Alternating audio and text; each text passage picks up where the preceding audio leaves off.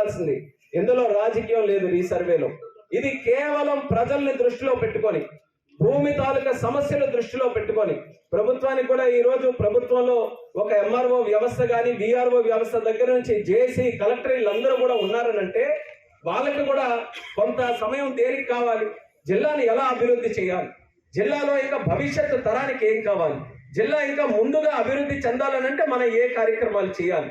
పాపం వాళ్ళు కూడా అవి అన్ని కార్యక్రమాలు చేయాలనంటే చాలా సమయం కావాలి, చాలా రివ్యూలు చేయాలి, చాలా మందితో మాట్లాడాలి, జిల్లా మీద కూడా మంచి అవగాహన సంపాదించుకోవాలి. కానీ నిరంతరం రోజు కూర్చొని పబ్లిక్ తో మాట్లాడితే భూమి సమస్యల మీద వాళ్ళకు కూడా సమయం వెళ్ళిపోతే ఇంకా వాళ్ళు మిగిలిన కార్యక్రమాలు కూడా చేసుకోవడానికి సమయం ఉండదు.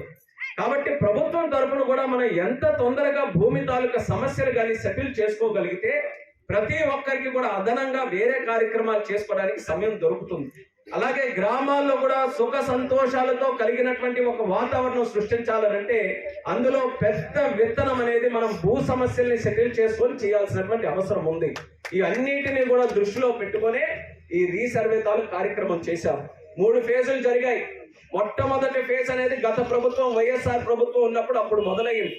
అప్పుడు కూడా ఇదే ఉద్దేశంతో మొదలు పెట్టినా సరే అప్పుడు కొన్ని తప్పులు జరిగాయి. ఆ తప్పులు కూడా మీరు గమనించాల్సినటువంటి ఏమనంటే సుమారు 600 గ్రామాల వరకు మన జిల్లాలో అప్పుడు ఫేజ్ 1లో సర్వే మొదలైతే ఆ సర్వేలో జరిగినప్పుడు భూమికి వ్యక్తికి సంబంధం లేదు, భూమికి హక్కుదారుడికి సంబంధం లేదు, ఆ భూమికి ఉన్నటువంటి ఆ సర్వేకి సంబంధం లేదు. ఎవరు ఎప్పుడు వస్తున్నారో, ఎవరితో మాట్లాడుతున్నారో, ఏ లెక్కలు రాస్తున్నారో, ఏ సర్వే నెంబర్ రాస్తున్నారో ఆ భూమిలో ఉన్న వారికి కానీ, ఆ భూమి తాలూకా పాస్బుక్ దారులకు కానీ, ఆ హక్కుదారులకు కానీ, దానికి సంబంధించిన వ్యక్తులకు కానీ, ఆఖరికి కొన్ని సందర్భాల్లో ఆ ఊరికి సంబంధించినటువంటి వ్యక్తులు కూడా ఎవరికి చెప్పకుండా ఒక ఫోర్స్ఫుల్ గా బలవంతంగా చేసినటువంటి ఒక కార్యక్రమంగా ఎంత సుదీర్ఘంగా చేయాలి ఒక రీసర్వే కార్యక్రమం అంటే. ఎంతమంది దానికి సంబంధించినటువంటి వ్యక్తులు ఉంటే అందరి తాలూకా అభిప్రాయాలు తీసుకొని అందరికీ ఆమోదయోగ్యంగా ఉంటేనే దాని మీద ఒక అడుగు ముందుకు వేయాలి తప్ప దీని మీద ఏ కార్యక్రమం చేయడానికి లేదు. అటువంటిది మొదటిసారి రీసర్వే చేస్తే 20 రోజుల్లోనే పెద్ద పెద్ద గ్రామాలు కూడా 20 రోజుల్లోనే మీరు నంబర్లు కూడా ఇచ్చి కొత్త పాస్బుక్లు కూడా ఇచ్చే విధంగా చేయాలని ఆ రోజు బలవంతం చేస్తే 600 గ్రామాల వరకు రీసర్వే చేస్తే ఏ ఒక్కరికి కూడా సుఖంగా లేదు. ఏ ఒక్క రైతుదారుడు కూడా, ఏ ఒక్క పట్టాదారుడు కూడా, ఏ ఒక్క భూదారుడు కూడా ఎవరు కూడా సంతోషంగా మా దగ్గర రీసర్వే జరిగింది, మా దగ్గర భూముల తాలూకా సర్వే జరిగాయి, మా సమస్య పరిష్కరించుకోగలిగామనేది ఎవరు కూడా సంతోషం వ్యక్తం చేయలేదు. అందుకే తగినటువంటి మూల్యం కూడా ప్రభుత్వం ఆ రోజు చెల్లించుకుంది. కానీ సమస్యలు మాత్రం పరిష్కరించాల్సినటువంటి బాధ్యత ప్రభుత్వం మీద ఉంది. ఆ రోజు జరిగినటువంటి తప్పులు ఏవైతే ఉన్నాయో దాన్ని సరిదిద్దుకొని మళ్ళీ ఆ మార్పులన్నీ కూడా మనం తీసుకొని వచ్చి ఈ రోజు మనం చేస్తున్నటువంటి రీసర్వేలో అటువంటి చర్యలు ఏవి కూడా తీసుకోకుండా సుమారు 20 రోజుల్లో ఆ రోజు సర్వే జరిగితే ఈ రోజు 182 రోజులు ఇస్తున్నాం. సగానికి సగం సంవత్సరం ఇచ్చి ప్రతి ఒక్క భూమికి కూడా తగినటువంటి సమయం ఇచ్చి ఆ హక్కుదారులు కూడా ఎవరైతే ఉన్నారో వాళ్ళు కూడా క్లెయిమ్ చేసుకోవడానికి కానీ, వాళ్ళ విషయం కూడా సరైన విధంగా చెప్పుకోవడానికి కానీ ప్రతి ఒక్క మార్గం కల్పించి ఈ రోజు చేస్తున్నాం. అందుకనే ఎవరికైనా సరే భూమి మీద ఫలానా కార్యక్రమం జరుగుతుందంటే ఎవరికైనా మొట్టమొదట భయం వేస్తుంది ఏమైపోతుందో అని. ఆ భయం ఏ ఒక్కరికి కూడా అక్కర్లేదు. అంపోలి ఈ యొక్క రెవెన్యూ సదస్సు, ఈ యొక్క రీసర్వే సదస్సు నుంచే మరొకసారి ప్రతి ఒక్కరికి కూడా భరోసా ఇస్తున్నాం. ఈ రీసర్వే వల్ల ఏ ఒక్క రైతు కూడా భయపడడానికి అవకాశం లేదు, అవకాశం కూడా లేదు. మీరు ధైర్యంగా మీ తాలూకా వ్యక్తిగతంగా ఉన్నటువంటి ప్రతి విషయం కూడా ప్రభుత్వానికి చెప్పుకునే అవకాశం మీకు కల్పిస్తాం. అలాగే మేము చేస్తున్నటువంటి రీసర్వేలో కూడా, మేము చేస్తున్నటువంటి ఈ యొక్క భూమి తాలూకా సదస్సుల్లో కూడా ఎక్కువ శాతం రైతులకే బెనిఫిట్ వచ్చే విధంగా కూడా నిర్ణయాలు తీసుకుంటాం. ఇది ముఖ్యమంత్రి గారి తాలూకా ఆలోచన అనేది కూడా ప్రభుత్వ తరఫున మీ అందరికీ కూడా తెలియజేస్తున్నాను. రైతులకి మేలు చేయాలని, ఆ రైతుల తాలూకా సమస్యలు, భూ సమస్యలు అన్ని కూడా పరిష్కరించాలని ఈ రోజు పెద్ద ఎత్తున ఈ కార్యక్రమం చేస్తున్నాం. మీరు కూడా అనుకోవచ్చు చేయకపోతే ఏముంది అంతా నడుస్తుంది కదా అని. ఈ రోజు కాకపోయినా రేపైనా మీకు ఆ సమస్య వస్తుంది, రేపు ఇంకా పెద్ద సమస్యగా మారుతుంది. రేపు ఇంకా పెద్ద సమస్యగా ఉన్నప్పుడు మీరు అనుకునే విధంగా పరిష్కరించుకోవడానికి కూడా అవకాశం రాకపోవచ్చు.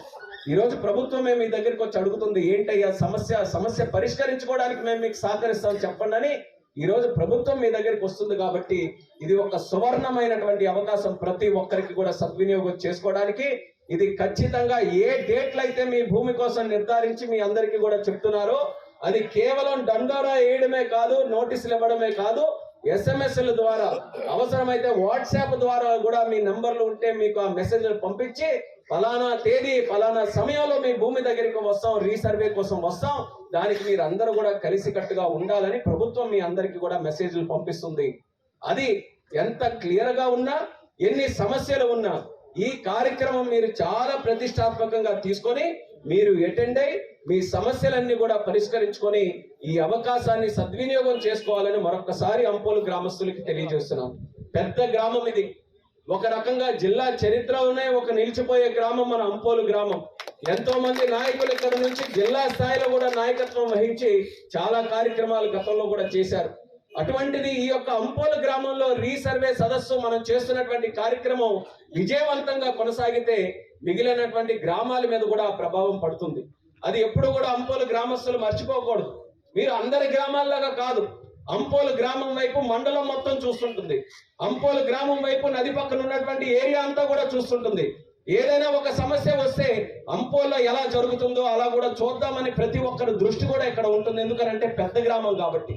అందుకని మీరందరూ కూడా నడుం బిగించి యొక్క కార్యక్రమానికి సహకరించి విజయవంతంగా చేయగలిగితే ఈ యొక్క ఉపయోగం మిగిలిన గ్రామాలు కూడా చేసుకోగలుగుతాయి. అందుకని అంపోలు గ్రామస్తులు అందరూ కూడా మళ్ళీ ఈ యొక్క సమస్యని ప్రతిష్టాత్మకంగా తీసుకొని చేయమని మళ్ళీ మీ అందరికీ కోరుతున్నాను. ఎవరు కూడా ఇబ్బంది పడాల్సిన అవసరం లేదు, ఎవరు భయపడాల్సినటువంటి అవసరం లేదు. అలాగే ఈ రోజు కార్యక్రమం ఇందాక చెప్పినట్టు 20 రోజులు కాకుండా సుదీర్ఘమైనటువంటి సమయం ఇచ్చాం. ఎక్కడ మీకు సమస్యలో ఎక్కడైనా తేడాగా ఉందన్నా సరే అందరం అందుబాటులో ఉంటాం. ప్రభుత్వం కూడా మళ్ళీ మీకు అడుగుతుంది.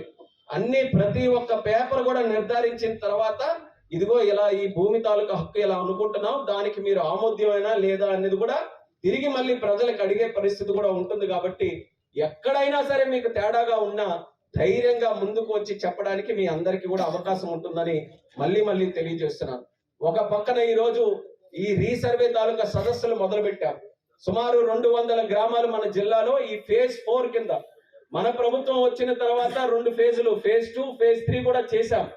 ఆ ఫేజ్ 2, ఫేజ్ 3 చేస్తే ఎక్కడ కూడా సమస్యలు రాలేదు. ఆనందంగా 2 ఫేజులు కూడా జరిగాయి. ఈ రోజు పెద్ద గ్రామాలు కొన్ని ఎంచుకొని ఈ యొక్క 200 గ్రామాలు జిల్లా మొత్తం మీద ఈ రోజు చేస్తున్నాం. మన తాలూకా అంపోలులో కూడా ఈ రోజు జరుగుతుంది. అంపోలుతో పాటు చాలా గ్రామాలు ఈ రోజు జిల్లాలో ఈ యొక్క కార్యక్రమం జరుగుతుంది. ఈ ఫేజ్ 4 కూడా విజయవంతంగా కొనసాగడానికి మీ అందరి తాలూకా ఆశీర్వాదం ఉండాలని కూడా ఈ సందర్భంగా తెలియజేసుకుంటున్నాను. దీనితో పాటు ప్రభుత్వం మరొక ముఖ్యమైనటువంటి కార్యక్రమం, గతంలో రీసర్వేలు ఏవైతే జరిగాయో వాళ్ళకి పాస్బుక్లు కూడా ఆ రోజు ఇచ్చారు. ఆ పాస్బుక్లు ఇచ్చినప్పుడు ఆ సమస్య గురించి కూడా మీ అందరికీ కూడా తెలుసు. వాళ్ళందరికీ ఏం చేశారు, ఆ రోజు గత ప్రభుత్వంలో ఉంటే ఆస్తి అనేది ఇప్పుడే చెప్పాను ఒక పర్సనల్ సబ్జెక్ట్. ప్రతి ఒక్కరికి కూడా మీ ఆస్తి మీ తాలూకా హక్కుగా ఎప్పుడు ఉంటుంది. మీ నాన్న ఇచ్చుంటారు, మీ తాతల దగ్గర నుంచి వచ్చి ఉంటుంది, లేకపోతే కష్టపడి మీరు సంపాదించుకున్నటువంటి డబ్బుతో మీరు ఒక ఆస్తి ముక్క ఎక్కడ ఒక దగ్గర కొనుక్కుంటారు. అది మీ తాలూకా హక్కు, మీకు చెందినటువంటి హక్కు అది. అటువంటి హక్కు తాలూకా పాస్బుక్ పుస్తకాల్లో గత ముఖ్యమంత్రి గారు ఆయన ఫోటో వేసుకొని ఆయనే ఏదో భూమి మీకు కొనిచ్చినట్టుగా, ఆయన తాలూకు భూమి ఏదో మీకు ఇచ్చినట్టుగా ఆయన ఆ రోజు పాస్బుక్ లో ఆయన ఫోటో వేసుకున్నారు. ఏ ఒక్కరికి కూడా నచ్చలేదు. ఆ రోజే చెప్పాం, ఈ పద్ధతి మంచిది కాదు, ఆస్తుల్లో మీరు దూరడం అనేది మంచిది కాదు.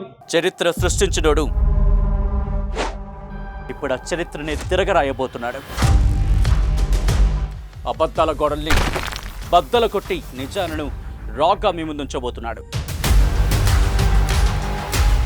నిజమైన వార్తల కోసం వెంటనే డౌన్లోడ్ చేసుకోండి రా యాప్ని.